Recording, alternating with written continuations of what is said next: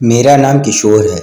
मैं एमपी का रहने वाला हूँ और मैं जो आपको बताने वाला हूँ ये कहानी मेरे साथ आज से 6 साल पहले घटी थी। मेरी नई नई जॉब गुजरात की एक फेमस फैक्ट्री में सुपरवाइज़र की पोस्ट पे लगी थी। मैं गुजरात पहुँचा, वहाँ जाके सारे पेपर वर्क किए और हमारी कंपनी की ओर से हमें रूम और कैंटीन की व्यवस्था मिली थी। बट मेरे कुछ पेपरों की कमी के कारण उसमें थोड़ा समय लगने वाला था। मेरी फैक्ट्री इंडस्ट्रियल एरिया में थी, जिसके कारण लगभग हम लोग शहर से बाहर ही रहते थे। हमारी फैक्ट्री में कुछ किलोमीटर आगे एक घर किराए पे मिल गया था, या कहीं मैंने खुद ही ढूंढ लिया था। रूम बढ़िया था, साथ में रेंट भी बहुत कम था।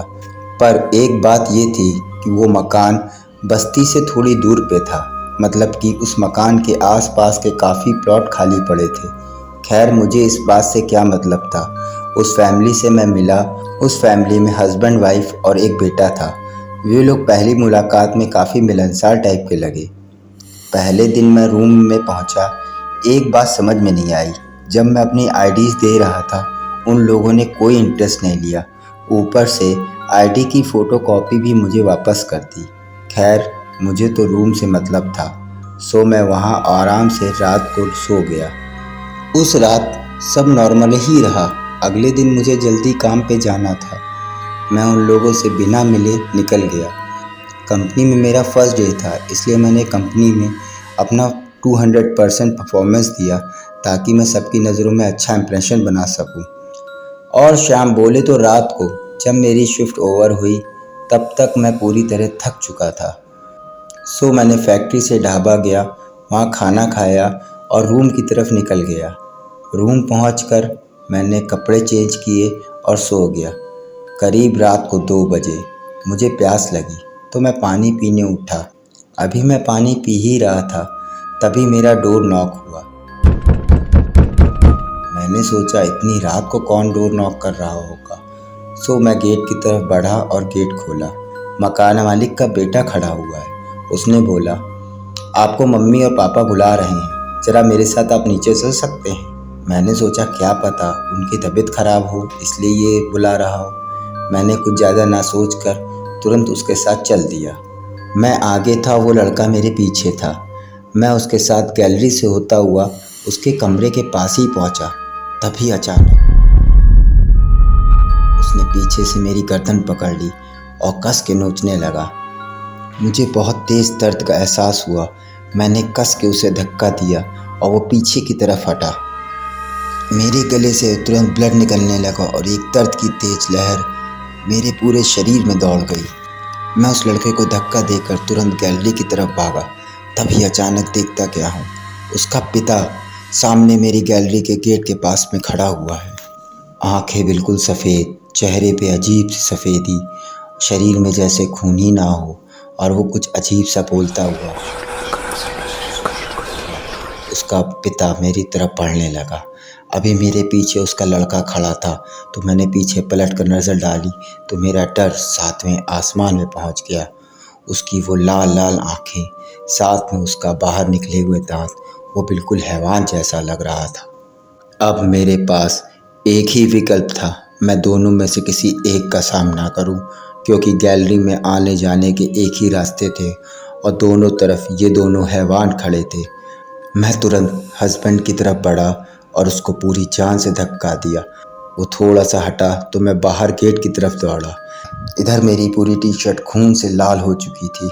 मैं भागता हुआ बाहर की तरफ गया तो देखता क्या हूँ, उसकी वाइफ भी शैतान के रूप में मेरे सामने खड़ी थी। मतलब मैंने ऐसा पहले कभी नहीं देखा था, केवल किस्से कहानियों में सुना था। आज वो मेरे साथ ही घटित हो रहा था। उसकी वाइफ को देखकर तो मेरे रोम में सेहन दौड़ गई। मेरी समझ में नहीं आ रहा था मैं क्या करूं। मैं किसी तरीके से उनसे बचता बचाता गेट के पास पहुंचा। गेट खोलने की 3-4 बार कोशिश करी, पर जैसे गेट खुलने का नाम ही ना ले रहा हो, या किसी ने सील कर दिया हो। अब मेरे पास केवल यही रास्ता था, मैं भागकर अपने रूम में पहुंचूं, वही मेरे बचने का साधन था। इधर वो तीनों धीरे धीरे फिर मेरी तरफ बढ़ रहे थे। मैंने किसी तरीके से उन तीनों को धक्का देकर फिर से जीने की तरफ भागा। अभी मैं 2 जीना ही चढ़ाऊंगा, पीछे से उसके लड़के ने मेरे पैर पर झपट लिया। मैं काफ़ी तेज़ जीने पे गिरा। मेरे हाथ में और घुटनों में काफ़ी तेज़ दर्द उठा, पर मेरे पास अब बचने के लिए सिर्फ यही था कि मैं उठूं और फिर से भागूं। मैंने कस के लात उस लड़के को मारी। धीरे से फिर से उठ के धीरे धीरे जीरा चढ़ने लगा। इधर वो लोग पता नहीं कौन सी अजीब सी आवाज़ निकाल कर जीना चढ़ने लगे। मैं जल्दी से अपने रूम पहुंचा। रूम पहुंच के मुझे बाहर की तरफ खुलती हुई खिड़की दिखी। अब मेरे पास केवल एक ही विकल्प था, या तो मैं इस रूम में इन शैतानों का सामना करूं या खिड़की से कूदकर अपनी जान बचाऊं। इधर वो 3 शैतान अब कमरे में दाखिल हो चुके थे और मुझे तीनों तरफ से घेर चुके थे। मैंने जल्दी से खिड़की खोली और ऊपर से कूद गया। मैं बच तो गया, पर एक मंजिल से कूदने के कारण मेरे पैर में बहुत तेज़ दर्द हुआ, जैसे लगता था मेरा पैर ही टूट गया। पर मैं उसी हालत में लंगड़ाता हुआ पुलिस स्टेशन पहुंचा।